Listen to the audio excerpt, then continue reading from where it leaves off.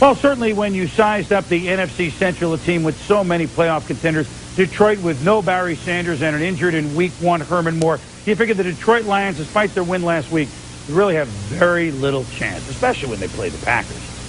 That's why they play the game. Brett Favre, hero last week, bought 12-26 since he's been with Green Bay on turf. 5 losses in Detroit. Charlie Batch to David Sloan across the middle, and Leroy Butler just can't come up with him.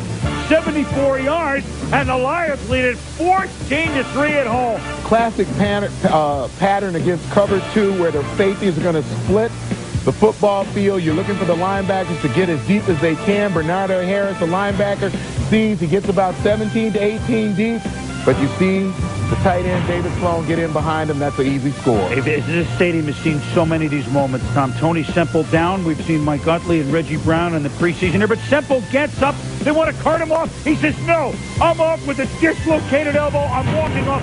It was sighs of relief and a standing ovation, and it really fired up everybody in Detroit.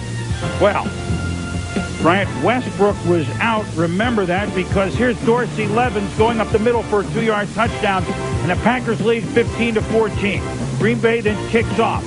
Terry Fair. Look, and I want you to watch Corey Bradford. Tom, how fast is he? Pretty fast. Wow, he flagged Fair down, but it was 91-yard return down to the 8. It's up to the Packers lead by 1. The big kickoff return.